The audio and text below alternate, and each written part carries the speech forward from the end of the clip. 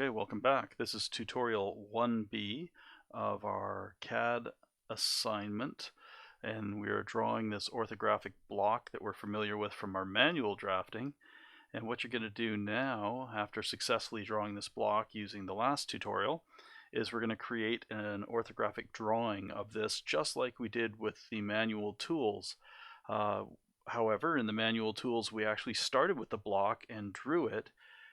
In this case, we had to model the block, and now we're going to create the drawing from the model. And you're going to find out it's pretty easy to do compared to all that work you had to do learning the skills to draw manually.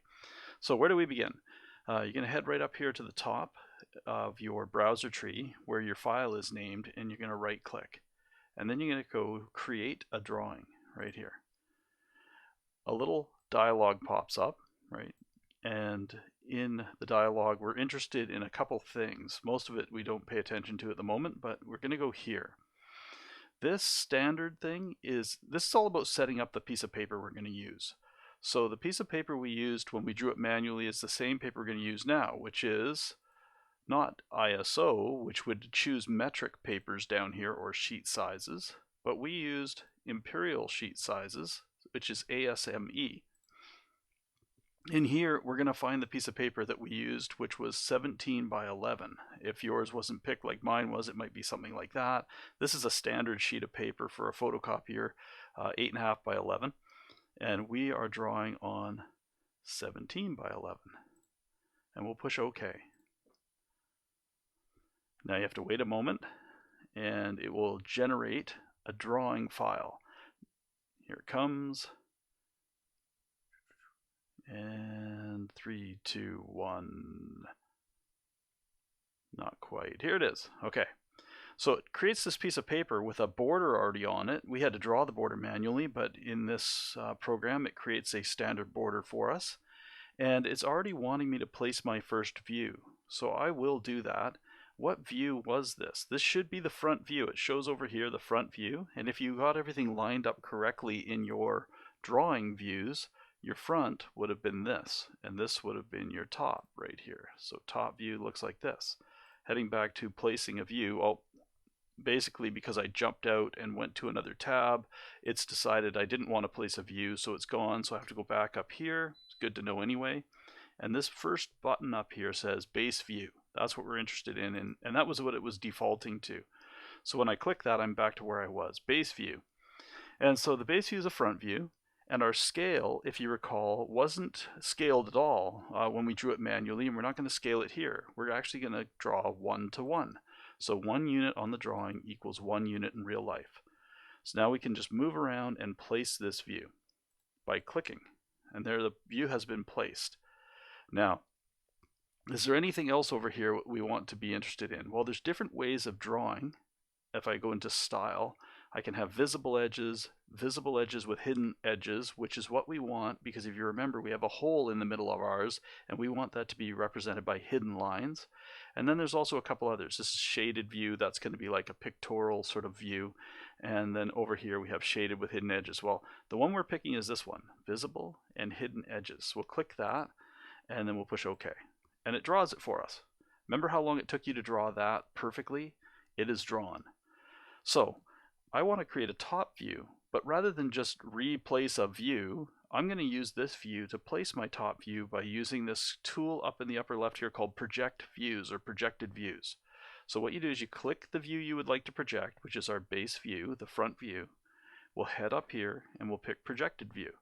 And as soon as I do that, if I raise above it, I get the top view. If I go right to the right-hand side, I will get the right-hand view. And then if I go diagonally, I get this 3D view. So let's start by putting one up the top here, and we'll just raise it up like that and click. And that will place that view. And now I'm going to slide to the right and click, and that will place that view. And then I'm going to slide up here and click. That view is now placed. Hit enter on your keyboard to stop placing views. There we go. Those are the views I want. Now I can move them around by clicking on them, and when I click and select, a box appears. This box, if you hold, you can drag it around a little bit to get things arranged. Boy, that's nice. We can center things on the page the way we want them anytime. Whereas when we did it manually, we had to establish that from the start, and then you know how that turned out. So there's all my drawings that I need. And now this one here, this 3D view, is the one I'm interested in. So I'm going to double click on it, and I'm going to change this to shaded. So shade that view. There it is. And that's the way it looks. Now, this view up here, I'm just going to leave alone for the moment.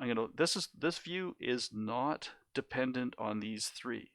If I went and picked this view, I'll push close on that. I'll double click this view. If I change something in this view, like maybe I made that shaded, there we go. It's working on it. It's working on it. It will change all of the views, all three views. So I don't want that. I'm going to go back to my hidden lines. There we are.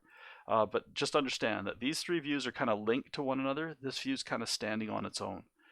We'll hit close for the moment. There we are. So this is what we've got. What's the next step? Dimensioning. Now, I know that I need to put dimensions on this. I need to follow rules for dimensioning, and there'll be some rules for you. Well, we had some rules when we did manual drawing. There's also going to be a link on the website just below this that'll take you to some rules on dimensioning that you can follow. Dimensioning is a big thing with quite a few rules, and the whole point of having all these rules is that we have some consistency. Once everybody learns the rules, sort of like driving, we all learn the rules to drive a car, then we can all understand what is happening when we're driving the car. Well, everybody who looks at your drawing needs to be able to understand your drawing, and that is helped by us following dimensioning rules. So that would be the next step in the next video, but you've managed to place your views. The one thing I am going to do though, noticing that this is pretty dominant up here, I'm going to double click it and change its scale and make it 1 to 2. And then if I do that, it's a little smaller, and that will help me when I place all of my dimensions. Now, this doesn't matter that it's smaller. The whole idea of having this view is some convenience, so you can quickly look at this and get a bit of an idea in your head of what this whole thing is. So that's all for this video, and the next video we're going to try and put some dimensions on this.